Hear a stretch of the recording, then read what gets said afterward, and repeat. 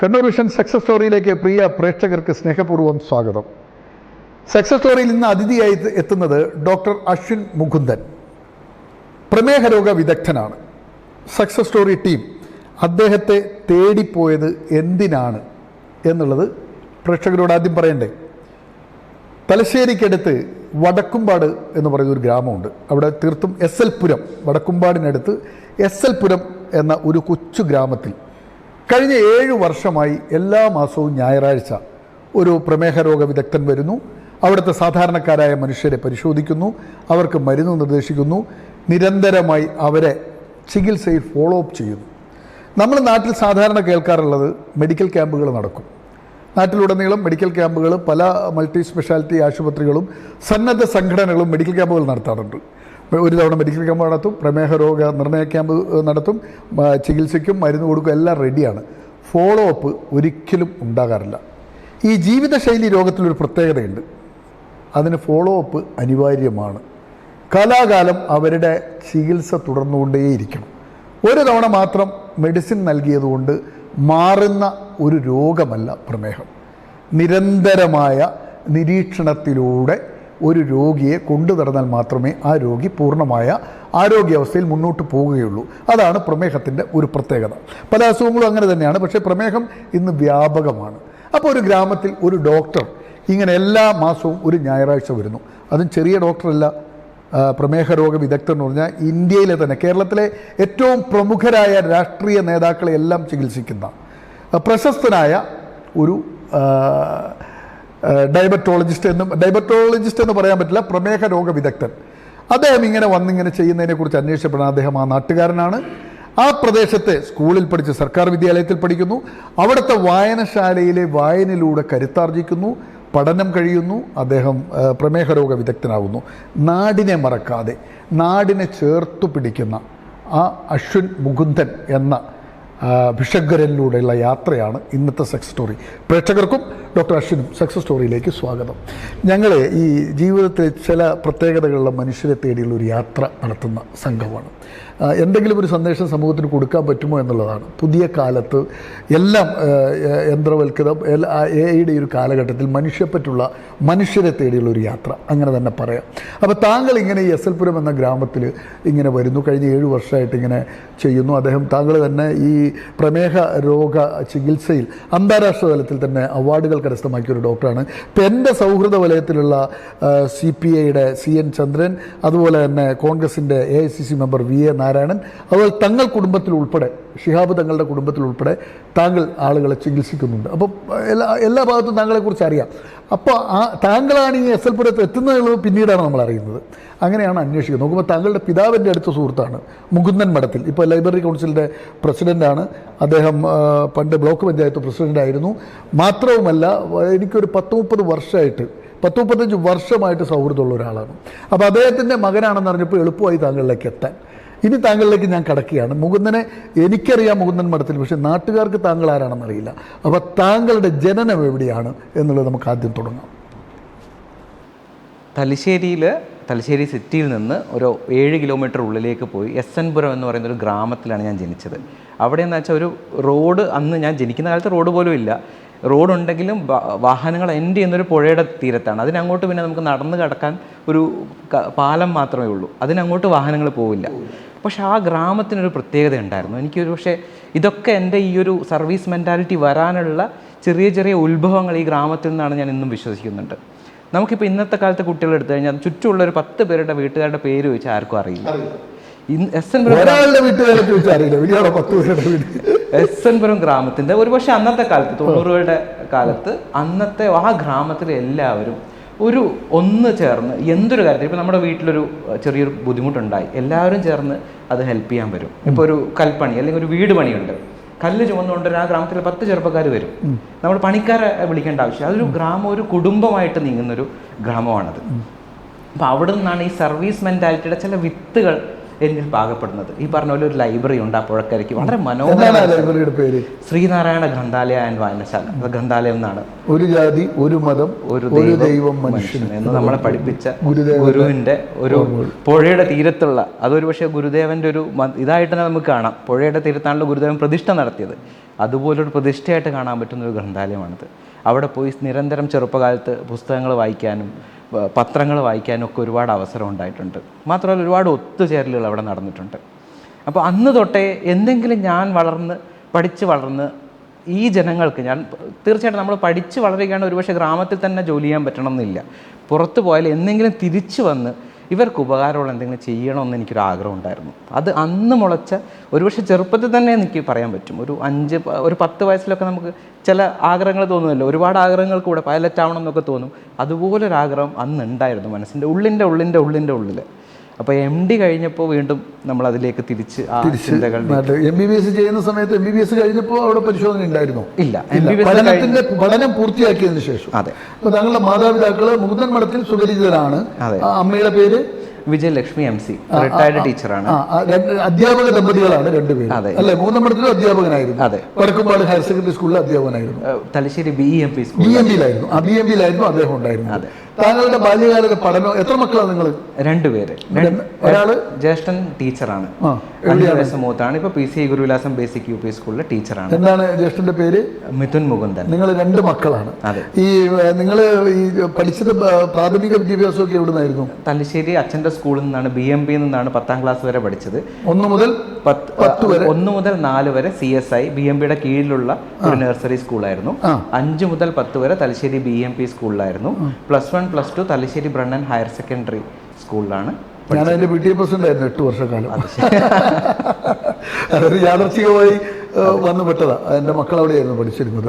ഈ ചെറിയ കാലഘട്ടത്തിൽ താങ്കൾ ഈ പറഞ്ഞല്ലോ, ഈ ഒരു ഗ്രാമം ഒരു കുടുംബം പോലെയാണ് കഴിഞ്ഞതെന്ന്. ആ ഒരു 90 കാലഘട്ടത്തിലെ ആ ഗ്രാമത്തിൽ താങ്കളുടെ മനസ്സിലൂടെ കടന്നു പോകുന്ന മുഖങ്ങൾ ഏതൊക്കെയാണ്?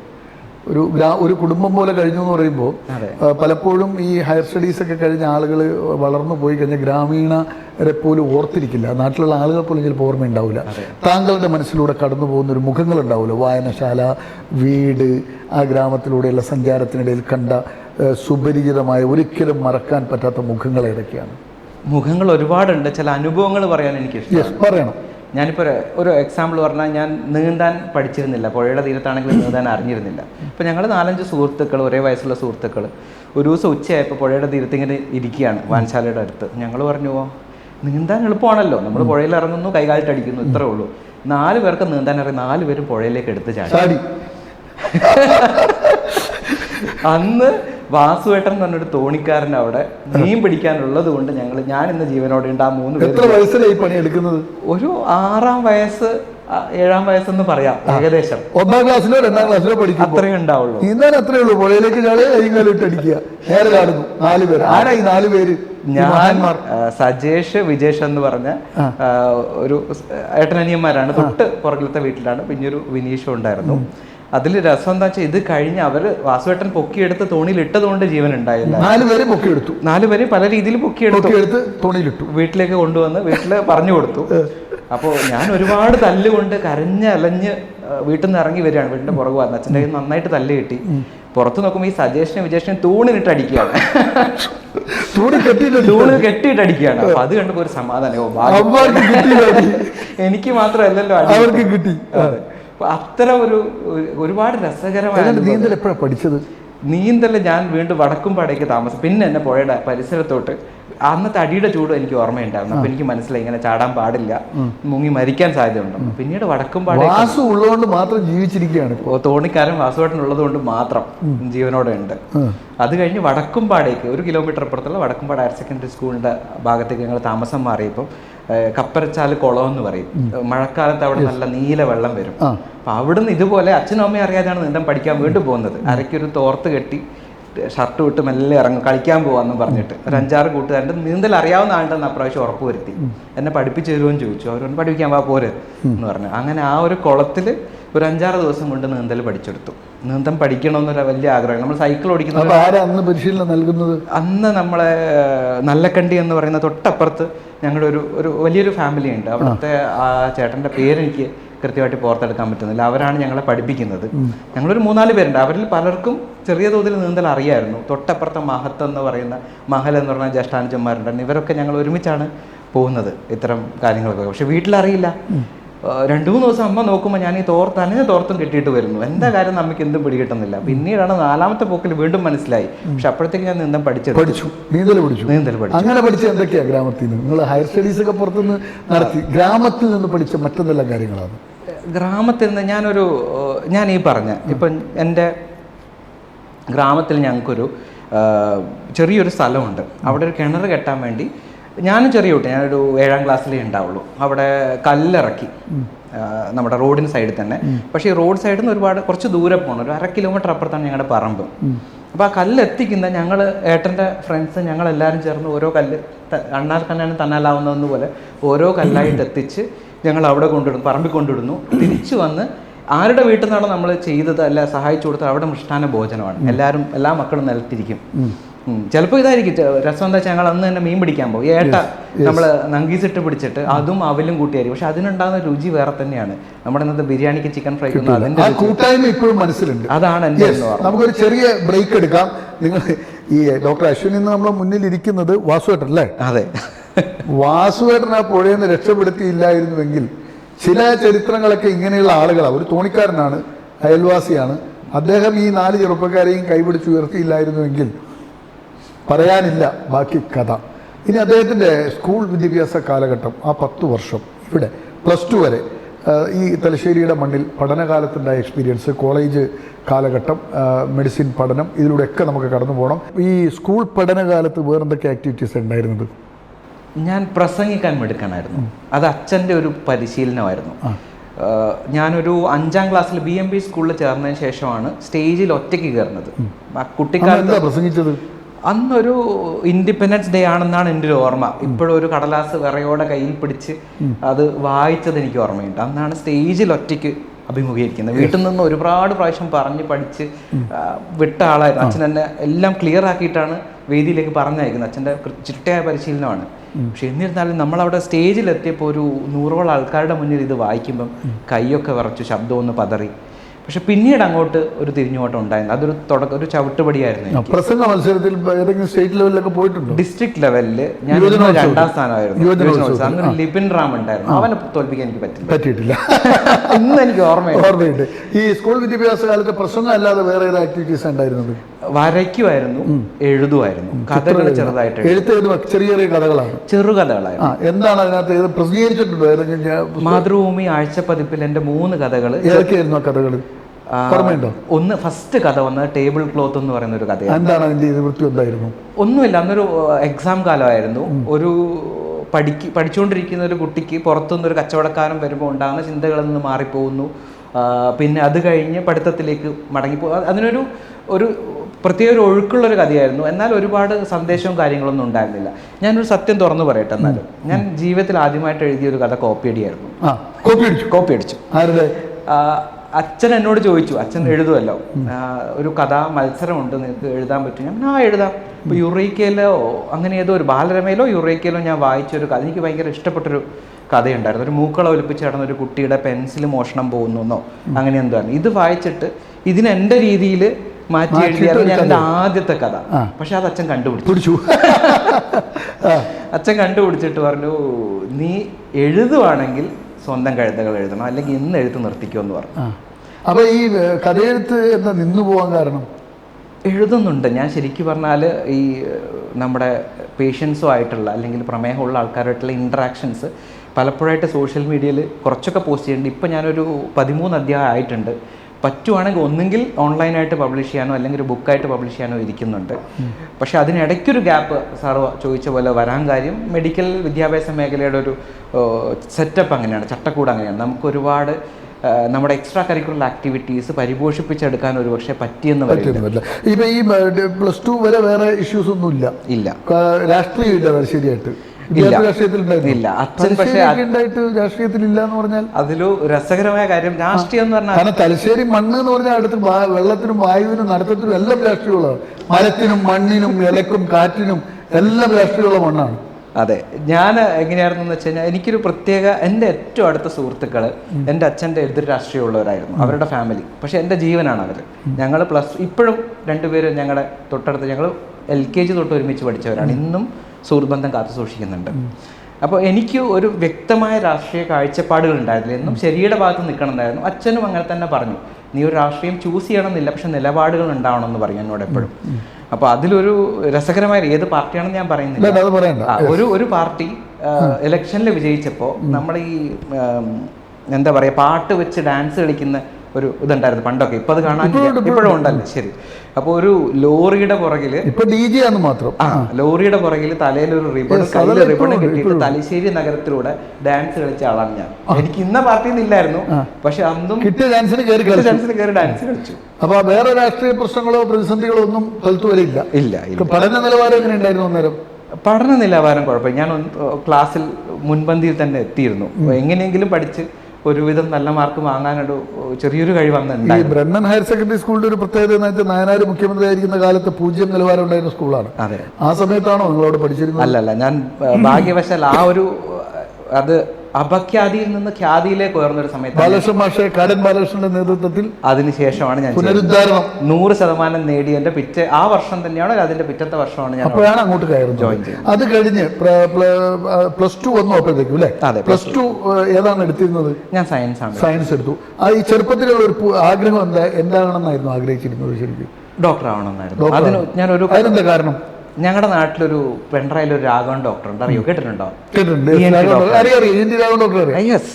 അച്ഛൻ്റെ വിരൽ തൂങ്ങിയിട്ട് ഞാൻ പോകും. എനിക്കൊരു തൊണ്ടവേദന വന്നു കഴിഞ്ഞാൽ മൂപ്പരുടെ ഒരു പ്രത്യേകതയുണ്ട്. നിങ്ങൾ പോയിട്ടുണ്ടെങ്കിൽ നിങ്ങളത് ശ്രദ്ധിക്കും. വളരെ ചിരിച്ചുകൊണ്ടാണ് അവരവരും ഇരിക്കും. എല്ലാവരും മൂപ്പർക്ക് പരിചയക്കാരാണ്.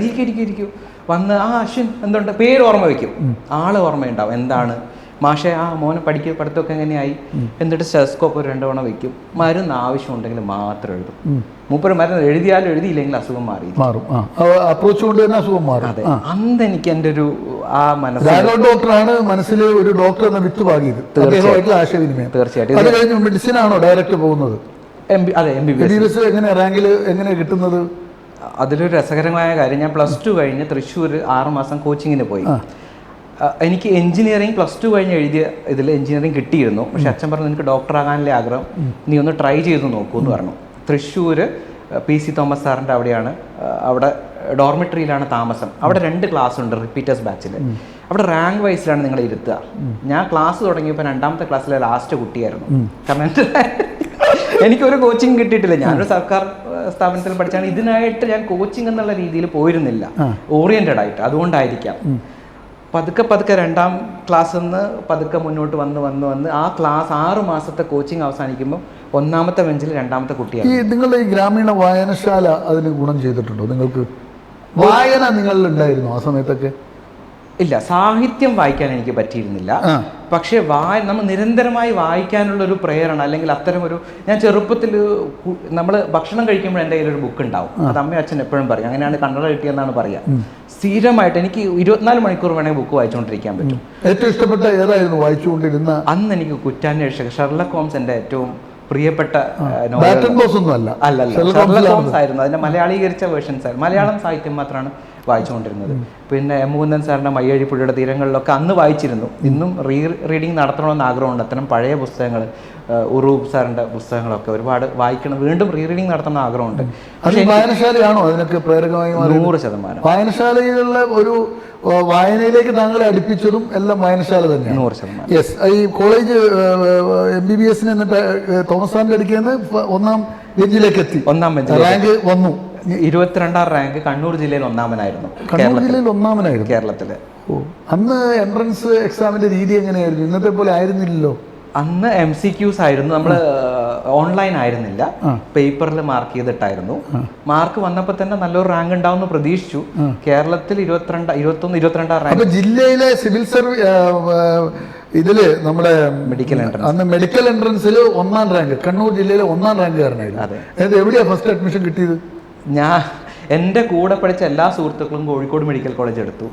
എനിക്കെന്നും പുതിയ സ്ഥലങ്ങളിലേക്ക് ചേക്കേറി പാർക്കാൻ അല്ലെങ്കിൽ ഒരു മെട്രോ സിറ്റിയുടെ അനുഭവം വേണമെന്നൊരു ആഗ്രഹം ഉണ്ടായിരുന്നു. അപ്പോൾ നേരെ ഓൾ ഇന്ത്യ എക്സാം ഞാൻ പാസ്സായിരുന്നു. പിന്നെ നമ്മുടെ സൈനിക സ്കൂളിലും എനിക്ക് കിട്ടിയിരുന്നു. ഇത് പറഞ്ഞാൽ ജില്ലയില് മെഡിക്കൽ എൻട്രൻസിൽ 1ാം റാങ്ക്, ഓൾ ഇന്ത്യ ലെവലിൽ എത്ര റാങ്ക്? 1600 റാങ്ക്. 1600 റാങ്ക്. പിന്നെ സോറി, ഓൾ ഇന്ത്യ ലെവൽ 490. 490 അതും വലിയ സംഭവമാണ്. അപ്പൊ ഈ ഏത് സിറ്റിയാ തെരഞ്ഞെടുത്തത്? ഞാൻ മദ്രാസ് തെരഞ്ഞെടുത്തു. അന്ന് മദ്രാസ് മെഡിക്കൽ കോളേജ്. അന്ന് കോഴിക്കോട് മെഡിക്കൽ കോളേജ് വെച്ചിട്ട് മദ്രാസിലേക്ക് പഠിക്കാൻ പോയി അല്ലേ? അതൊരു കോഴിക്കോട് ഓപ്ഷനിൽ കിട്ടുമായിരുന്നു അല്ലേ? ഓപ്ഷൻ 100%. ഞാൻ ആക്ച്വലി ഓൾ ഇന്ത്യ കോട്ടയിലാണ് കയറിയത്, സ്റ്റേറ്റ് കോട്ടയിലല്ല. സ്റ്റേറ്റ് കോട്ടയിൽ ഡിസേർവിംഗ് ആയിട്ടുള്ള കുട്ടികൾക്ക് അത് എടുക്കാൻ പറ്റും. എനിക്ക് രണ്ടും കിട്ടിയല്ലോ. അപ്പൊ നിങ്ങൾ നേരെ ചെന്നൈയിലേക്ക് വിട്ടു? ചെന്നൈയിലേക്ക്. ഇന്നത്തെ ചെന്നൈയിലേക്ക്. അതെ. അപ്പൊ ആദ്യമായിട്ടാണോ ചെന്നൈയിലേക്ക് പോകുന്നത്? ജീവിതത്തിൽ ആദ്യമായിട്ട്. അതെ. ആ എക്സ്പീരിയൻസ് എന്നാൽ എത്ര ധൈര്യം എങ്ങനെ കിട്ടി? കാരണം കോഴിക്കോട് മെഡിക്കൽ കോളേജ് നാടിനടുത്ത് ഒരു മെഡിക്കൽ കോളേജിൽ കിട്ടാൻ എളുപ്പമാകുമ്പോൾ, കോഴിക്കോട് മെഡിക്കൽ കോളേജ് എന്ന് പറഞ്ഞാൽ ഗംഭീരമാണ്. ഒരു വിദ്യാർത്ഥി, ഒരു മെഡിക്കൽ വിദ്യാർത്ഥിയെ സംബന്ധിച്ചിടത്തോളം ഏറ്റവും നല്ല സർവകലാശാല കോഴിക്കോട് മെഡിക്കൽ കോളേജ്. കാരണം നിലത്ത് വരെ രോഗികളെ കിടത്തിയിരിക്കുന്ന ഒരു സ്ഥലമാണത്. 100%. അങ്ങനെ ഒരു അവസരം ഉണ്ടായി. ഇപ്പൊ ചെന്നൈ പോലുള്ള ഒരു മഹാനഗരത്തിലേക്ക് പോകാനുള്ള മനസ്സെങ്ങനെ രൂപപ്പെട്ടു? ഒരു +2 വിദ്യാർത്ഥിയാണ് നിങ്ങൾ. അല്ല, നിങ്ങൾ അന്നേരം ഡിഗ്രി കഴിഞ്ഞിട്ടില്ല. ഒരു 17 വയസ്സുകാരന് ആ ചെന്നൈ പോലുള്ള ഒരു നഗരത്തിലേക്ക് പോകാനുള്ള മാനസിക നിലവാരം എങ്ങനെയായിരുന്നു അനുഭവം? അതിൽ 2 കാരണങ്ങളാണ്. ഒന്നാമത്തെ കാരണം, രാജ്യത്തെ മികച്ച 10 സർവകലാശാലകൾ അല്ലെങ്കിൽ മെഡിക്കൽ വിദ്യാഭ്യാസ സ്ഥാപനങ്ങളിൽ മദ്രാസ് മെഡിക്കൽ കോളേജ് എന്നും വരും. രാജ്യത്തെ 2ാമത്തെ പഴയ അറിയായിരുന്നു. ഈ വായനകളിലൂടെ അറിവുകളിലൂടെ. അന്ന് വേറൊരു എനിക്കൊരു ഇൻസ്പിറേഷൻ കൂടെ ഉണ്ടായിരുന്നു. ഷെൽവിൻ കുമാർ എന്ന് പറഞ്ഞു. ഇപ്പൊ കോഴിക്കോട് ബേബി മെമ്മോറിയൽ ഹോസ്പിറ്റലിലെ ന്യൂക്ലിയർ മെഡിസിൻ HOD ആണ് അദ്ദേഹം. എനിക്ക് തൊട്ട് മുന്നത്തെ വർഷം ഇതുപോലൊരു വളരെ നോർമൽ ഒരു ചുറ്റുപാടുകളിൽ നിന്ന് തലശ്ശേരിയിൽ കോച്ചിങ് എടുത്ത് പഠിച്ച് മദ്രാസ് മെഡിക്കൽ കോളേജിൽ പോയ ഒരു വർക്ക്ഷോപ്പ് ജോലിക്കാരൻ്റെ മകനാണ് അദ്ദേഹം. അപ്പോൾ അവരെ എനിക്ക് പരിചയപ്പെടാൻ ഒരു സാധ്യത തുറന്നു കിട്ടുകയുണ്ട്. അവരോട് ഞാൻ ചോദിച്ചു കോളേജ് എങ്ങനെയാണ്. നമ്മൾക്ക് ഏറ്റവും ബെസ്റ്റ് കോളേജുകളൊന്നാണ്. പിന്നെ അതിനെക്കുറിച്ച് വായിച്ചു, എന്താണ് എങ്ങനെയൊക്കെയാണ്. പിന്നെ എന്നൊരു മെട്രോ സിറ്റിയിലെ എന്താണ് അനുഭവം. നമ്മൾ പണ്ടത്തെ ആൾക്കാർ ബോംബെയിലേക്ക് വണ്ടി കയറില്ല, അതുപോലെ ഈ 7ാം വയസ്സിൽ പുഴയിൽ ചാടാനെടുത്ത അതേ തീരുമാനം തന്നെ അതുപോലെ ചെന്നൈയിലേക്ക് ചാടാൻ തീരുമാനിച്ചു. തീർച്ചയായിട്ടും അതൊരു നല്ല തീരുമാനമായിരുന്നു. എങ്ങനെയാണ് ചെന്നൈയിൽ എത്തിയിട്ടുള്ള ഒരു മിനിറ്റ്? നമുക്ക് ചെന്നൈയിലേക്ക് ഒന്ന് പോയാലോ? എങ്ങനെയാണ് ചെന്നൈയിൽ ചെന്ന് ഇവിടുന്ന് എങ്ങനെയാണ് പോകുന്നത് അങ്ങോട്ട്? ബൈ ട്രെയിൻ ആണ്. അവിടെ ചെന്ന് ഇറങ്ങിയിട്ട് ആരാ കൂടെ വരുന്നത്? അച്ഛൻ മാത്രമാണ് കൂടെ വരുന്നത്. അച്ഛൻ ചോദിച്ചില്ലേ എന്തിനാണ് ഈ ചെന്നൈയിലേക്കെല്ലാം പോകുന്നത്, മെഡിക്കൽ കോളേജിൽ പോയാൽ പോരെയെന്ന്? ഈ ഷെൽവിൻ കുമാർ എന്ന് പറഞ്ഞ അവരുമായിട്ട് അച്ഛനും ബന്ധപ്പെട്ടു. ആ സൗഹൃദം. അതെ. അവിടെ ചെന്നിറങ്ങിയിട്ടുള്ള എക്സ്പീരിയൻസ് എന്താണ്? ചെന്നിറങ്ങിയപ്പോൾ അച്ഛനും എനിക്കും തമിഴ് അറിയില്ല. അപ്പൊ ഞങ്ങളൊരു ചെന്നിറങ്ങിയപ്പോൾ തന്നെ ഒരു ചായ കുടിക്കാൻ കയറി ഒരു ഹോട്ടലിൽ. അപ്പൊ എനിക്ക് തമിഴ് തെറ്റാണോ ശരിയാണോ തിരിച്ചറിയാൻ പറ്റും. നമ്മൾ തമിഴ് സിനിമകൾ കാണുന്നുണ്ട്, പക്ഷെ സംസാരിക്കാൻ അറിയില്ല. അപ്പോൾ അച്ഛൻ അന്ന് ഷുഗറുണ്ട്. അത് അടുത്ത സ്റ്റോറിയാണ്. ഞാൻ ഡയബറ്റീസിലേക്ക് വരാനുള്ള രസകരമായ പല കാര്യങ്ങളുണ്ട്. അപ്പോൾ നമ്മൾ ഹോട്ടലിൽ കയറിയിട്ട് അച്ഛൻ ഷുഗർ ഇല്ലാത്ത ചായ വേണമെന്ന് പറയാൻ അച്ഛൻ തമിഴിൽ അറിയില്ല. അച്ഛൻ പറഞ്ഞു ചക്കര വേണ്ട. ഞാനിങ്ങനെ നോക്കട്ടെ, ഇത് തമിഴാണോ ഏത് ഭാഷയാണെന്ന്. ഞാൻ എന്നിട്ട് വീണ്ടും വിളിച്ച് എനിക്കറിയാവുന്ന ഇംഗ്ലീഷ്, അന്ന് ഇംഗ്ലീഷും ഹിന്ദിയും തമിഴും ഒന്നും എനിക്ക് സംസാരിക്കാൻ ഫ്ലുവൻ്റ് ആയിട്ട് അറിയില്ല. ഞാൻ പ്യുവർ മലയാളം മാത്രം, മലയാള സാഹിത്യം വായിച്ച് മലയാളം മാത്രമേ അറിയൂ. ശരാശരി മലയാളികളുടെ അവസ്ഥ അങ്ങനെ തന്നെയാണ്. അതെ. അപ്പോൾ എങ്ങനെയൊക്കെ എൻ്റെ ഭാഷയിലും പറഞ്ഞൊപ്പിച്ചു പല സ്ഥലങ്ങളിലും. അച്ഛൻ അന്ന് രാവിലെ എൻ്റെ കൂടെ വന്ന് വൈകുന്നേരത്തെ വണ്ടിക്ക് തിരിച്ചു കയറി മെഡിക്കൽ കോളേജിലാക്കി എന്നെ ഹോസ്റ്റലിലാക്കിയിട്ട്. പിന്നെ ഞാനൊരു സാഗരത്തിലാണ് പെട്ടുപോയത്. എന്താണ് ആ എക്സ്പീരിയൻസ്? ചെന്നൈ എന്ന് പറയുന്ന മഹാനഗരത്തിന് 2 മുഖങ്ങളുണ്ടെന്ന് ഞാൻ അന്ന് മനസ്സിലാക്കി. കാരണം ഞങ്ങളുടെ ഹോസ്റ്റല് ഒരു 6 മണിക്ക് നിങ്ങൾ പുറത്തിറങ്ങിയ ബ്രോഡ്വേ ബസ് സ്റ്റാൻഡ് എന്ന് പറയുന്ന ഈ മെഡിക്കൽ കോളേജിൽ നിന്ന് 2 കിലോമീറ്റർ വിട്ടിട്ടാണ് ബോയ്സ് ഹോസ്റ്റൽ, ആണുങ്ങൾക്കുള്ള ഹോസ്റ്റൽ. അവിടെ ഞങ്ങൾ രാവിലെ 6 മണിക്ക് പുറത്തിറങ്ങിയാൽ വെളിക്കിറങ്ങുന്ന ആൾക്കാർ മതിലിന് ചുറ്റും ഉണ്ടാവും. മഴക്കാലത്ത് ഇതൊക്കെ ചവിട്ടിയിട്ടാണ് ഞങ്ങൾ അങ്ങോട്ടേക്ക് പോകണം. അന്നത്തെ കാലത്ത്. ഇപ്പൊ ഹോസ്റ്റൽ മാറി, അതൊക്കെ ഇടിച്ചു പൊളിച്ച് പുതിയ ഹോസ്റ്റൽ പണിതു. പിന്നെ ബാത്റൂമിൽ പോകണമെങ്കിൽ നമ്മൾ വാതിൽ എടുത്തോണ്ട് നടക്കണം. അവിടെ വെച്ച് ചിലപ്പോൾ ആൾക്കാർ അറിയാതെ വാതിൽ എടുത്ത് മാറ്റിയിട്ടാണ്. അപ്പോൾ ചെന്നൈയുടെ 2 മുഖമുണ്ട്. നമ്മൾ ഈ സിനിമയിൽ കാണുന്ന മുഖമല്ല. ചെന്നൈയൊക്കെ നന്ന് എനിക്ക് മനസ്സിലായി. കോളേജ് കാലഘട്ടം എങ്ങനെ ഉണ്ടായിരുന്നു? പൊതുവെ വളരെ രസകരമായിരുന്നു. ഒരുപാട് റാഗിങ് അനുഭവങ്ങൾ. എന്താണ് ഏറ്റവും നല്ല രസമുള്ള റാഗിങ് ഏതായിരുന്നു? രസവും സങ്കടവും കരച്ചിലും എല്ലാം ഒരുമിച്ച് വന്ന റാഗിങ്. കാരണം ഇന്ന് നോൺ ബെയിലബിൾ ഒഫൻസ് ആണത്. അതെ. ഒരുപാട് അടിയൊക്കെ മേടിച്ചിട്ടുണ്ട് ഞാൻ. റാഗിങ്ങിൽ ഏറ്റവും വെറൈറ്റി ആയിട്ട് അനുഭവിച്ച റാഗിങ് ഏതാണ്? എനിക്കുണ്ടായിട്ടില്ല. എനിക്ക് ചിരി വന്നു. ഞങ്ങൾക്ക് ചിരിക്കാനും പാടില്ല. കൂടെയുള്ളവനെ റാഗ് ചെയ്യുമ്പോൾ ഞങ്ങൾ ചിരിച്ച അപ്പം അടി കിട്ടും. അങ്ങനെയാണ്. അപ്പോൾ ഒരുത്തൻ കൂടുതൽ വികൃതി കാണിച്ചു. ഞാൻ ഹാരി പോട്ടർ എന്നും പറഞ്ഞിട്ട് എനിക്കൊരു ചൂല് തന്നു. അതിൽ സൂം തന്നെ റൂമിന് ചുറ്റും ഓടിക്കൊണ്ടിരിക്കണം. ഒരുത്തനോട് പറഞ്ഞാൽ നീ ഓൾ ഔട്ടാണ്, തന്നെ കൊതുവിനെ കടിച്ചോണ്ടിരിക്കണം. ഈ കൊതുവിനെ കടിക്കുന്ന ആളെ കാണുമ്പോൾ എനിക്ക് ചിരി വരും. അവനിരുന്ന് അവനൊരു മൂലയ്ക്ക് ഇങ്ങനെയിട്ട് ഒരു 4 മണിക്കൂർ ഇതായിരുന്നു ഞങ്ങളുടെ പണി. 4 മണിക്കൂറോളം എന്നിട്ട് ഓടിക്കും, പോൾ ഡാൻസ് കളിപ്പിക്കും. എന്താ അവൻ ചെയ്യാത്ത കാര്യങ്ങളില്ല. പിന്നെ കറക്റ്റായിട്ട് ഷേവ് ചെയ്യണം. ഒരു തരി ഇച്ചിരി മുടി കണ്ട അപ്പൊ തന്നെ അടി കിട്ടും. ഷേവ് ചെയ്ത് പോയിക്കോളണം. പിന്നെ രസകരമായൊരു കാര്യം, ഞാൻ എഴുത്ത് നല്ല വൃത്തിയുള്ള എഴുത്തായിരുന്നു ചെറുപ്പം തൊട്ടേ. ഹാൻഡ് റൈറ്റിംഗ് നല്ലതായിരുന്നു. അതെനിക്ക് അവിടെ പണി കിട്ടി. കാരണം സീനിയേഴ്സിന്റെ റെക്കോർഡ് മുഴുവൻ എന്നെ ഏൽപ്പിക്കുക. ഈ ഒരു 20ഓളം റെക്കോർഡ് എനിക്ക് അവിടുത്തെ റെക്കോർഡാണ്. ഏറ്റവും കൂടുതൽ റെക്കോർഡ് എഴുതിയ ആൾ ഞാനാണ്. അതിലൊരു രസം, ഒരു സീനിയറിന്റെ റെക്കോർഡ് ഞാൻ വരച്ചുകൊണ്ടോ എഴുതിക്കൊണ്ടോ ഇരിക്കുമ്പം അവർ പോകുമ്പോൾ നമ്മൾ എഴുന്നേറ്റ് സല്യൂട്ട് അടിക്കണം. സല്യൂട്ട് അടിച്ചില്ലേ വന്ന് അടി കിട്ടും. ഇങ്ങയുടെ റെക്കോർഡാണ് ഞാൻ എഴുതിക്കൊണ്ടിരിക്കുന്നത്. പുള്ളി അതുവഴി പോയത് ഞാൻ എഴുതുന്നത് കാരണം ഞാൻ ശ്രദ്ധിച്ചില്ല. റൂമിന്റെ വാതിൽ തുറന്നായിരുന്നത്. പുള്ളി നേരെ കയറി വന്നൊരു ഒറ്റ അടി തന്നെ. ഞാൻ നോക്കും, ഞാൻ മൂപ്പരുടെ റെക്കോർഡാണ് എഴുതുന്നത്, സാറിന്റെ റെക്കോർഡാണ് എഴുതുന്നത്. ചോദ്യം പറച്ചിലൊന്നുമില്ല. ഈ ഒരു 5 വർഷക്കാലം ഈ മെഡിക്കൽ പഠനം തിരഞ്ഞെടുത്തു. അങ്ങനെ 5 വർഷം വേറെ ബുദ്ധിമുട്ടുകളൊന്നും അവിടെ ഉണ്ടായിട്ടില്ല. സ്മൂത്തായിരുന്നു, വളരെ സ്മൂത്ത്. പഠനം നിർത്തിപ്പോരണം എന്നുള്ള മാനസികാവസ്ഥയിലൊന്നും എത്തിയിട്ടില്ല നാട്ടിൽ വന്നിട്ട്. കാരണം റാഗിങ്, ഭക്ഷണം, വെള്ളം, ഹോസ്റ്റൽ ജീവിതം, ഈ പറഞ്ഞ പോലെ മലം ചവിട്ടി നടന്നു പോവുക, ആളുകൾ എന്ന് പറഞ്ഞാൽ പ്രാഥമിക കൃത്യങ്ങൾ നടു റോഡിൽ നടത്തുന്ന മനുഷ്യരുടെ ഇടയിലൂടെ അതിൽ ചവിട്ടി ക്യാമ്പസിലേക്ക് പോവുക എന്നൊക്കെ പറയുന്ന ആ ഒരു മടുപ്പിക്കുന്ന ഒരു അന്തരീക്ഷത്തേക്ക് ഒരു 17 വയസ്സുകാരൻ പെട്ടെന്ന് പോകാൻ സാധ്യതയില്ലേ? ഉണ്ടായിരുന്നു. മാനസികമായിട്ട് എനിക്ക് പിരിമുറുക്കം അനുഭവപ്പെട്ടിട്ടുണ്ട്. ഫോൺ യൂസ് ചെയ്യാൻ പാടില്ലായിരുന്നു. ഫോൺ ഞങ്ങൾ ഒളിച്ചു വെച്ചാണ് യൂസ് ചെയ്യുക. അതും സീനിയേഴ്സിന്റെ ഒരു നിയമമാണ്. ഫസ്റ്റ് ഇയറിൽ യൂസ് ചെയ്യാൻ പാടില്ല എന്നാണ്. അപ്പോൾ ഇത്തരമൊരു ഘട്ടത്തിലൂടെ കടന്നുപോയപ്പോൾ അച്ഛനും മാനസികമായിട്ടൊരു വിഷമം ഉണ്ടായി. അപ്പോൾ ഞാനൊരു മ്യൂച്വൽ ട്രാൻസ്ഫർ എന്ന് പറഞ്ഞാൽ അങ്ങനെ ഒരു നിയമം ഉണ്ടായിരുന്നു. കേരളത്തിലേക്ക് മാറാൻ ആലപ്പുഴയിലെ ഒരു കുട്ടിയുടെ പേര് എന്നോട് മറന്നുപോയി. അവർക്ക് ഇങ്ങോട്ടേക്ക് വരാൻ ആഗ്രഹം ഉണ്ടായിരുന്നു. അത് അന്നത്തെ മന്ത്രിയായിട്ടൊക്കെ സംസാരിച്ച് എല്ലാം ഫിനിഷ് ആയിരുന്നു ആ സെറ്റപ്പ്. പക്ഷേ അപ്പോഴത്തേക്ക് ഞാൻ ഫസ്റ്റ് ഇയർ കഴിഞ്ഞു. പിന്നെ അപ്പോഴേക്കും ഞാൻ അതുമായിട്ട് അഡാപ്റ്റായി. ഞാൻ എൻജോയ് ചെയ്യാൻ തുടങ്ങി. അവിടുത്തെ രോഗികളുടെ ഒരു സ്വഭാവം എങ്ങനെയായിരുന്നു നമ്മളെ നാട് വെച്ചിട്ട്? ഒരുപാട് വ്യത്യാസമുണ്ട്. എന്താണ് നിങ്ങൾ അനുഭവിച്ചത്? അതിൽ ഒന്നെന്താണെന്ന് വെച്ചാൽ നമ്മൾ പൂർണ്ണമായിട്ട് അവർ വിശ്വസിക്കും. ഒരിക്കലും അതൊരു പ്രത്യേക ഡോക്ടർ എന്നുള്ള നിലയ്ക്ക് എല്ലാ ഡോക്ടർമാരും നല്ലതായിരിക്കണം എന്നില്ല.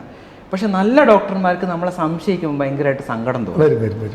അവർ മനസ്സ് തുറന്ന് നമ്മളെ സ്വീകരിക്കും, ഇഷ്ടപ്പെടും. അത് 100% തമിഴ്നാട്ടുകാരന് ഇഷ്ടപ്പെട്ടാൽ നക്കിക്കൊല്ലും, ഇല്ലെങ്കിൽ ഞെക്കിക്കൊല്ലും എന്ന് പറയുന്ന സത്യമാണ്. അത്രയും നന്നായിട്ട് നിങ്ങളോട് ഇഷ്ടം തോന്നും രോഗികൾ. അതുപോലെ എങ്ങനെയാണ് നിങ്ങളുടെ പെരുമാറ്റത്തിലൊക്കെ എങ്ങനെയാണ് അതിന്റെ ഒരു പ്രാദേശിക വാദം അങ്ങനെ എന്തെങ്കിലുമൊക്കെ കടന്നു വരാം? ഇല്ല, അങ്ങനത്തെ ഒരു ബുദ്ധിമുട്ടുകൾ ഇതുവരെ ഞാൻ അനുഭവിച്ചിട്ടില്ല. എല്ലാവരും വളരെ, കാരണം ഓൾ ഇന്ത്യ കോട്ടയിൽ 25 സ്റ്റുഡൻസ് ഉണ്ടായിരുന്നു. അത് ഏതൊക്കെ നാട്ടുകാരായിരുന്നു? ഞാൻ മാത്രമായിരുന്നു മലയാളി ആയിട്ടുള്ള. ഒറീസയിൽ നിന്നുണ്ടായിരുന്നു. സൗഹൃദം എങ്ങനെയുണ്ടായിരുന്നു?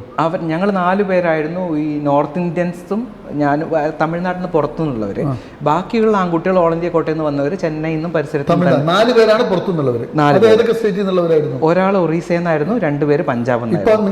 സൗഹൃദം ഇപ്പോഴും ഉണ്ട്. നിങ്ങൾ ആ 25 പേരും ഇപ്പൊ ഒരു ഗ്രൂപ്പ് ആയിട്ടുണ്ടോ എന്നുള്ള എന്റെ അടുത്ത ചോദ്യം. ഇല്ല, ഞങ്ങൾ അങ്ങനെ ഒരു ഗ്രൂപ്പിസമായിട്ട് ശരിക്കും പറഞ്ഞാൽ ഞാൻ കൂടുതലും തമിഴ്നാട്ടുകാരായിട്ടാണ് സൗഹൃദം.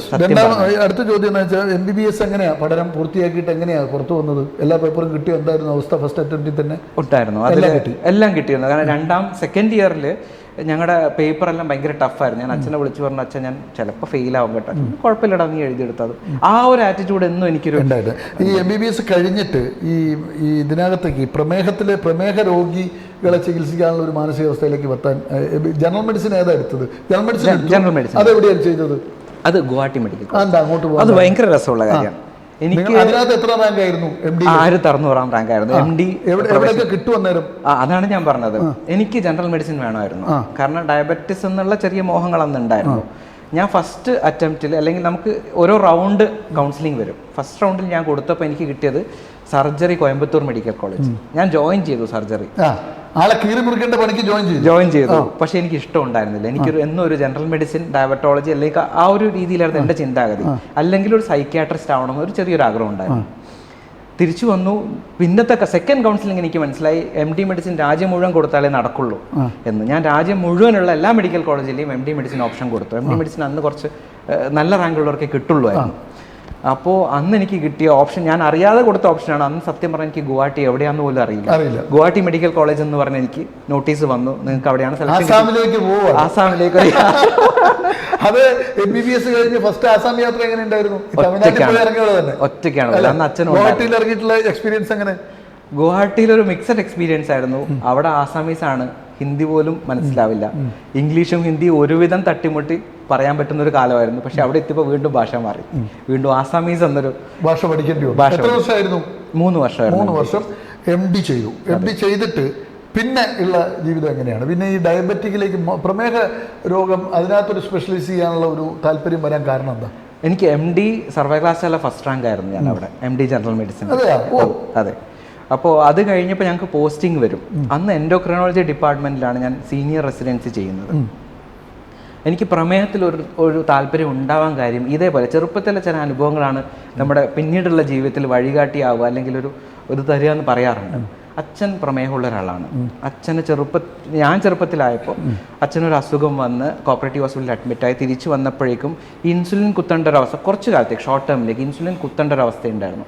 അച്ഛൻ ഇൻസുലിനായി മല്ലിടുന്നത് ഞാൻ എൻ്റെ കൺമുന്നിൽ കണ്ടിട്ടുണ്ട്. എനിക്ക് കുത്താൻ അറിയില്ല, അച്ഛനെ കുത്താൻ ബുദ്ധിമുട്ടുണ്ടായിരുന്നു. അടുത്തൊരു നേഴ്സിനെ വിളിച്ചിട്ടാണ് അവർ 2 നേരം പറഞ്ഞു, അച്ഛൻ ഇങ്ങനെ കാത്തിരിക്കും ഭക്ഷണം വെച്ചിട്ട് നേഴ്സ് വരാൻ വേണ്ടിയിട്ട്. അപ്പോൾ ഈ ഒരു ദുരവസ്ഥ കണ്ടപ്പം പ്രമേഹ രോഗികളെ എങ്ങനെ ഹെൽപ്പ് ചെയ്യാമെന്നൊക്കെ, അതിൽ അച്ഛനെ എങ്ങനെ ഹെൽപ്പ് ചെയ്യാം എന്നെനിക്കൊരു ആഗ്രഹം ഉണ്ടായിരുന്നു. എന്നെങ്കിലും ഒരു ഡയബറ്റോളജി എന്നൊരു ഫീൽഡിലേക്ക് ചെറിയൊരു സ്പെഷ്യലിസ്റ്റ് ആവണമെന്നെങ്കിലും. അതെവിടെ അതിൻ്റെ സ്പെഷ്യലിസ്റ്റ്? ഈ ഗുവാഹട്ടിയിലെ 3 വർഷക്കാലത്ത് പ്രത്യേകിച്ച് വേറെ ഇൻസിഡൻസ് ഒന്നുമില്ല, പഠനം മാത്രം. അവിടെ ഒരുപാട് അനുഭവങ്ങളുണ്ട്. ഏറ്റവും രസകരമായ ഒരു അനുഭവം പറയാം. കാരണം എന്താ വെച്ചാൽ രസകരവും സങ്കടവും എല്ലാം നിറഞ്ഞ 1-2 അനുഭവങ്ങൾ നമുക്ക് പറയാം. സമയം വളരെ പരിമിതമാണ്. അതെ, ഒരു 72 വയസ്സുള്ളൊരു അമ്മ അഡ്മിറ്റായി അവിടെ. ഇന്നത്തെ തലമുറയുടെ ഒരു കഥ നമുക്ക് മനസ്സിലാവുന്ന രീതിയാണത്. ജീറിയാട്രിക് 72-80 വയസ്സിനടുത്തുണ്ടാവും. ജീറിയാട്രിക് വാർഡിലാണ് അഡ്മിഷൻ. എനിക്ക് അന്ന് അവിടെയാണ് പോസ്റ്റിങ്. അപ്പോൾ അമ്മയ്ക്ക് ശ്വാസം കഴിക്കാൻ പറ്റില്ല, ശ്വാസത്തിന് ബുദ്ധിമുട്ടുള്ള, ലങ്സിന് പൂർണ്ണമായും ഡാമേജ് വരുന്ന അസുഖമായിരുന്നു. അപ്പോൾ അതിനായിട്ട് ഞങ്ങൾ ദിവസവും രാവിലെ, ഞങ്ങളാണ് ശരിക്കും പറഞ്ഞാൽ ഫ്രണ്ട് ലൈൻ, PGs ആണ് യൂഷ്വലി ഫ്രണ്ട് ലൈൻ ഡോക്ടർമാർ. പ്രൊഫസർമാർ വരും, അവരുടെ അഭിപ്രായങ്ങൾ ഞങ്ങൾ ഫോളോ ചെയ്യും. അതെ, അവരാണ്. അതെ, പക്ഷേ പേഷ്യൻ്റ് ഇൻട്രാക്ഷൻ ഞങ്ങൾക്കാണ്. പ്രൊഫസറാണ് ഞങ്ങളെ ഗൈഡ് ചെയ്യുക. അവർ പറയുന്ന തീരുമാനങ്ങളാണ് ഞങ്ങൾ ഇംപ്ലിമെന്റ് ചെയ്യുക. പക്ഷെ പേഷ്യൻ്റ് ഞങ്ങളുടെ മുഖമാണ് അറിയാം. കാരണം ഞങ്ങളാണ് ദിവസം വന്നു പോകുന്നത്. രാവിലെ പോയി ഞാൻ ഉടനെ അമ്മയുടെ അടുത്തേക്ക് ഓടിച്ചെല്ലും. അപ്പം അമ്മയായിട്ടൊരു നല്ലൊരു ആത്മബന്ധം ഉണ്ടായിരുന്നു.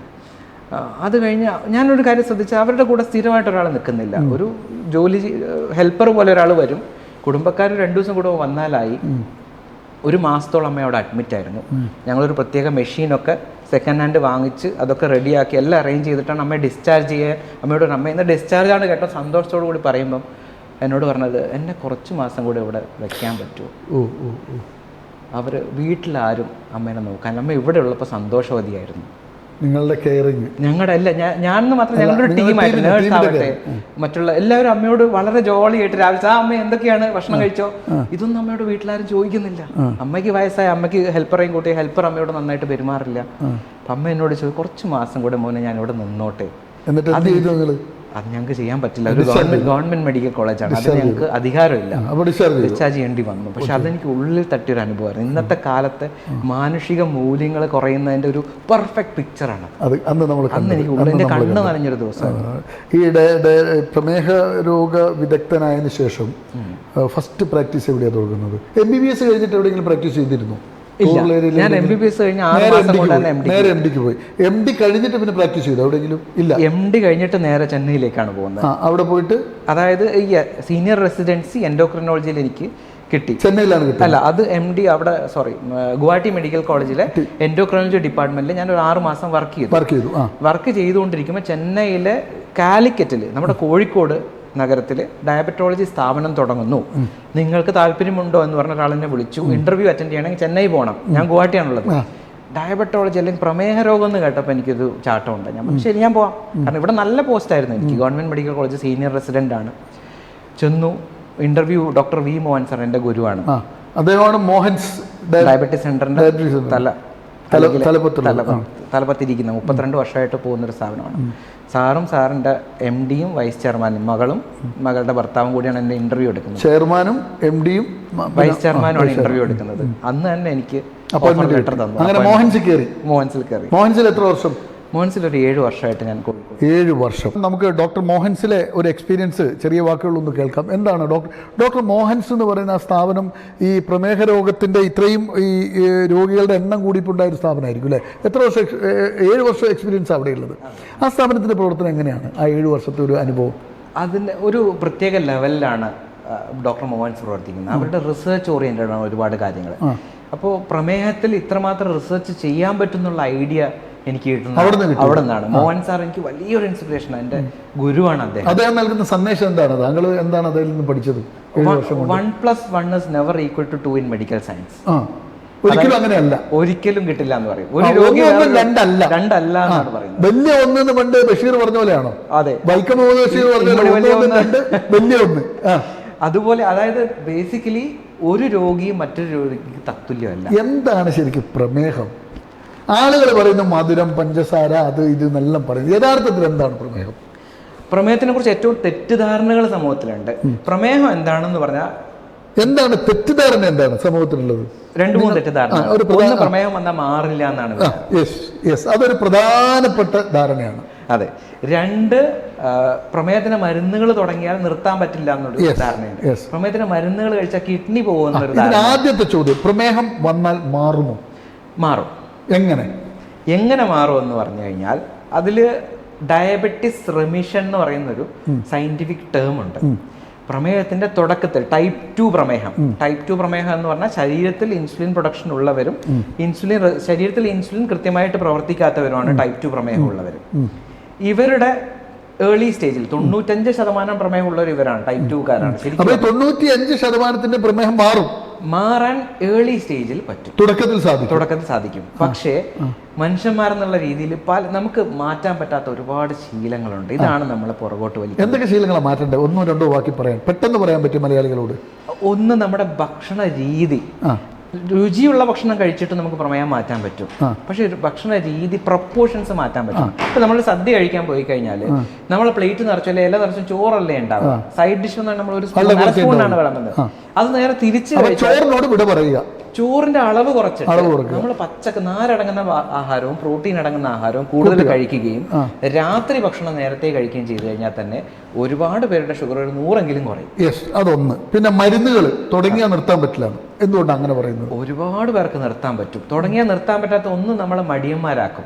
ഇപ്പൊ പണ്ടൊക്കെ നമ്മൾ 10 കിലോ, ഞാൻ തലശ്ശേരി വരെ നടന്നിട്ട് പോയ ആളാണ് ബസ് സമര കാലത്ത്. അതായത് 5 കിലോമീറ്റർ ഞാൻ നടന്നു പോയിട്ടുണ്ട്, സൈക്കിൾ ഓടിച്ചും പോയിട്ടുണ്ട്.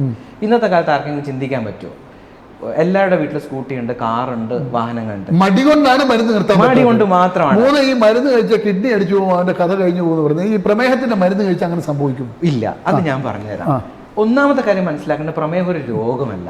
പലരും പറയുന്നുണ്ട് പ്രമേഹം, diabetes is not a disease, it's a disorder. ജീവിതശൈലി താളഭംഗമാണത്, ലൈഫ് സ്റ്റൈൽ ഡിസോർഡറാണ്. അത് ഓർഡറിലേക്ക് കൊണ്ടുവന്നാൽ നിങ്ങൾക്ക് പ്രമേഹം ഇല്ല. ഒന്നാമത്തെ കാര്യം. 2, പ്രമേഹമുള്ള ഒരാൾ, ഇപ്പം നിങ്ങൾ HbA1c എന്ന് പറയുന്നൊരു ടെസ്റ്റ് ഉണ്ട്. നിങ്ങളുടെ പ്രമേഹം കഴിഞ്ഞ 3 മാസക്കാലമായിട്ട് കൺട്രോളിലാണോ എന്ന് നമ്മൾ അറിയുന്നൊരു ടെസ്റ്റാണ്. ഇത് 7 താഴെയാണെങ്കിൽ സ്ഥിരമായിട്ട് കണ്ടുപിടിച്ച കാലം തൊട്ട് നിങ്ങൾ 100 വയസ്സ് വരെ മരുന്ന് കഴിച്ചാലും കിഡ്നി നോർമലായിരിക്കും. വേറെ പ്രശ്നമൊന്നുമില്ല. ഇല്ല. എന്തുകൊണ്ട്? അത് ഞാൻ വളരെ ഈസി ആയിട്ട് സാധാരണക്കാരനെ മനസ്സിലാകുന്ന രീതിയിൽ ഞാൻ പറഞ്ഞുതരാം. നിങ്ങളുടെ വീട്ടിലെ വേസ്റ്റ് ഉണ്ടല്ലോ, അടുക്കള വേസ്റ്റ്, ഇത് നിങ്ങൾ ദിവസവും കളയുന്നില്ല എന്ന് വിചാരിക്കുക. എന്താ സംഭവിക്കുക? അവിടെ ഈച്ച വരും, പുഴു വരും, ആ റൂം മൊത്തം ദുർഗന്ധം വരും, നമുക്ക് യൂസ് ചെയ്യാൻ പറ്റില്ല. നേരെ മറിച്ച് നിങ്ങൾ ദിവസവും വേസ്റ്റ് കളയുന്ന ഒരാൾ, കൃത്യമായി ഡിസ്പോസ് ചെയ്യുന്ന ഒരാളാണ്, 100 വർഷം വേണമെങ്കിൽ ആ വീട് നിൽക്കുമല്ലോ. ഇതുപോലെയാണ് ബ്ലഡിലെ പ്രമേഹം, ബ്ലഡിലെ ഷുഗർ എന്ന് പറയുന്നത്. ഇത് നിങ്ങൾ കൃത്യമായി ഡിസ്പോസ് ചെയ്യുകയാണെങ്കിൽ നിങ്ങൾക്ക് ഒരു ഡിസ്പോസ് ചെയ്യാനുള്ള വഴി മെഡിസിൻ മാത്രമാണോ? അല്ല, ഞാൻ നേരത്തെ മാത്രം മതി. എത്ര മിനിറ്റ് നടക്കണം? ചുരുങ്ങിയ വാക്ക് പറഞ്ഞ, ഒരു മനുഷ്യന് പ്രമേഹം വരാതിരിക്കാൻ അവൻ ചെയ്യേണ്ട, അല്ലെങ്കിൽ ഒരു പ്രമേഹ രോഗി ചെയ്യേണ്ട ഒരു 3-4 ടിപ്സ് ഒന്ന് പറഞ്ഞു കൊടുക്കാൻ പറ്റും? പ്രധാനപ്പെട്ട കാര്യം, sitting is the new smoking. ഞാനും സാറും ചെയ്യുന്ന കാര്യമാണ്. നമ്മൾ ഇപ്പോൾ ഒരു 3/4 മണിക്കൂർ സാർ രാവിലെ എക്സസൈസ് ചെയ്യുന്നതായിരിക്കാം. ബാക്കി നിങ്ങൾ ഉണർന്നിരിക്കുന്ന ഒരു 20 അല്ലെ ഒരു 18 മണിക്കൂറിൽ 16 മണിക്കൂർ നമ്മൾ ഞാനടക്കം സാറടക്കം ഇരുന്നുകൊണ്ടാണ് ജോലി ചെയ്യുന്നത്. അപ്പോൾ നമ്മുടെ എവിടെയും ബ്ലഡ് ഫ്ലോ നടക്കുന്നില്ല. ഇതാണ് ഏറ്റവും വലിയൊരു അപകടം. നടന്നുകൊണ്ട് പരമാവധി കാര്യങ്ങൾ ചെയ്യാൻ നോക്കുക.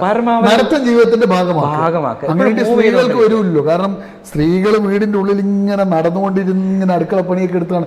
അവർക്ക് ഇത് വരുന്നത് എന്തുകൊണ്ടാണ്? പിന്നെ 100% ശരിയായിട്ടുള്ള ചോദ്യമാണ്. ഒരു ശരാശരി സ്ത്രീ 5 കിലോമീറ്ററെങ്കിലും വീടിനുള്ളിൽ നടക്കുന്നുണ്ട്. അതിൽ ഒന്നാമത്തെ കാര്യം എക്സസൈസ് എന്ന് പറയുമ്പോൾ നമ്മളൊരു കാര്യം എൻജോയ് ചെയ്ത് ചെയ്യുമ്പോഴാണ് ഒന്ന് ശരീരത്തിന് അത് എഫക്റ്റ് ആവുക. 2 എക്സസൈസ് എന്ന് പറയുന്ന ഒരു താളാത്മകമായ മസിലിന്റെ പ്രവർത്തനം അതിൽ വരണം. അപ്പൊ എക്സസൈസിന്റെ കാറ്റഗറിയിൽ രസകരമായ ഒരു കാര്യം നമ്മുടെ വീട്ടു ജോലികൾ ഉൾപ്പെടുത്തുന്നില്ല, പക്ഷെ ഗാർഡനിങ് എക്സസൈസ് ആണ്. രസകരമായ മറുപടിയാണ് വരുന്നത്.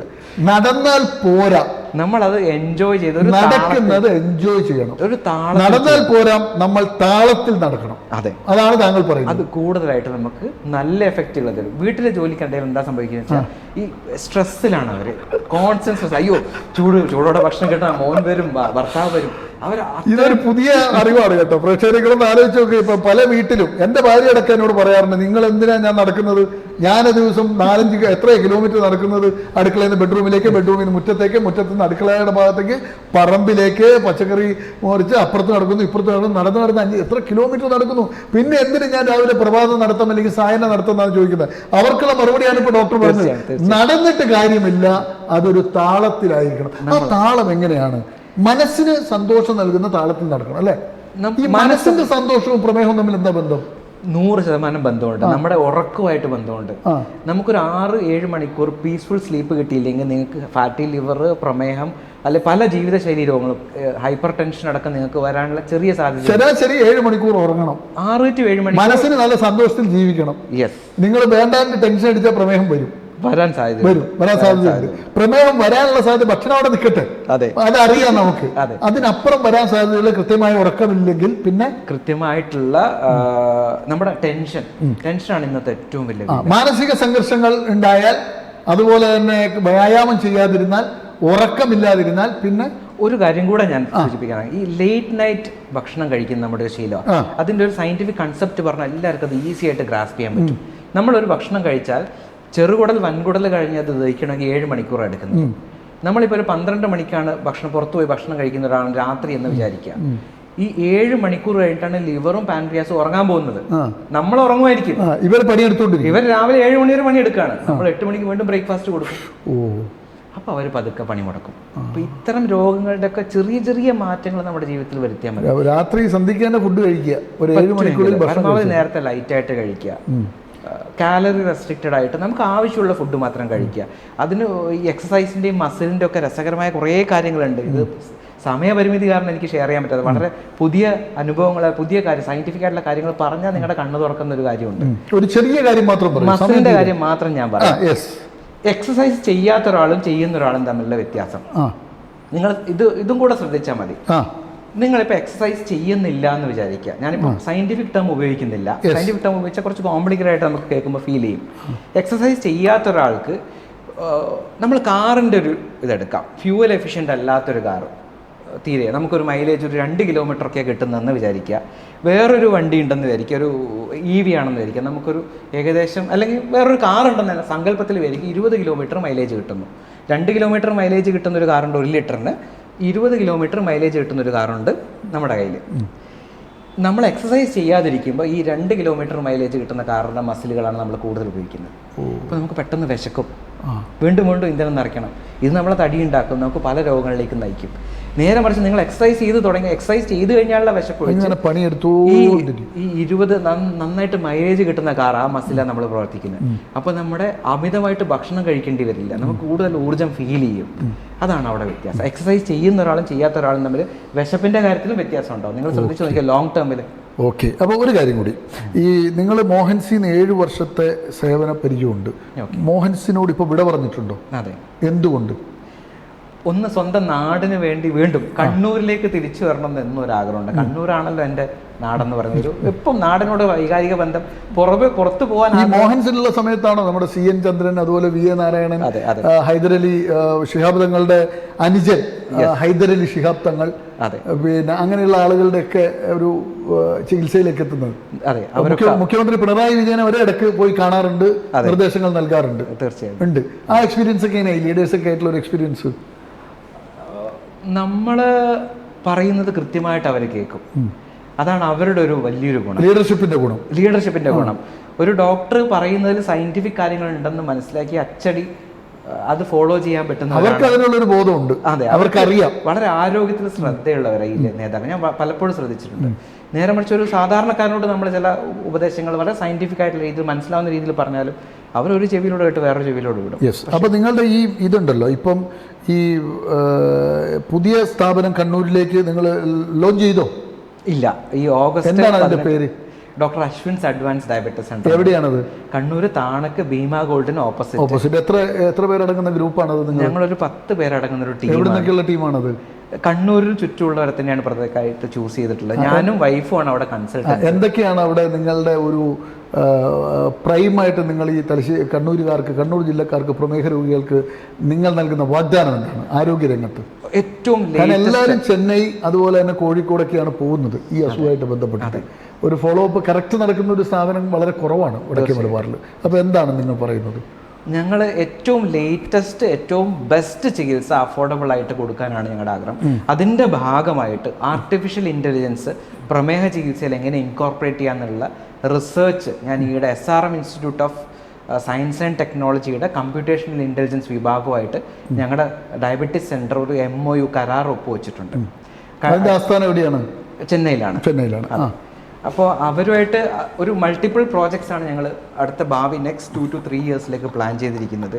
അതിൽ പ്രധാനമായിട്ടും ആർട്ടിഫിഷ്യൽ ഇൻ്റലിജൻസ് എങ്ങനെ പ്രമേഹ രോഗത്തിലെ പാകപ്പിഴകൾ അല്ലെങ്കിൽ ചികിത്സാ പിഴവുകൾ കുറയ്ക്കാം, എങ്ങനെ പ്രിസ്ക്രിപ്ഷൻ എറേഴ്സ് കുറയ്ക്കാം, എങ്ങനെ quality of standard of treatment കൂട്ടാം, സമൂഹത്തിന് നന്നാക്കാൻ പറ്റുന്ന രീതിയിലാണ്, എല്ലാവർക്കും ഉപകാരപ്പെടുന്നത്. അല്ലാതെ എൻ്റെ സെൻറ്റർ, എൻ്റെ ചികിത്സാ കേന്ദ്രം എന്ന് മാത്രം ഊന്നൽ കൊടുക്കാതെ കൂടുതലായിട്ട് സമൂഹത്തിന് ഗുണം തരുന്ന ചില പ്രോജക്റ്റുകളാണ് ചെയ്യാനുള്ള തീരുമാനം. ഓക്കെ, ഇനി നമുക്ക് നിങ്ങളുടെ കുടുംബം ചോദിച്ചു. ഇനി നിങ്ങളുടെ ജീവിത പങ്കാളി ആരാണ്? എവിടുന്ന് കണ്ടെത്തി?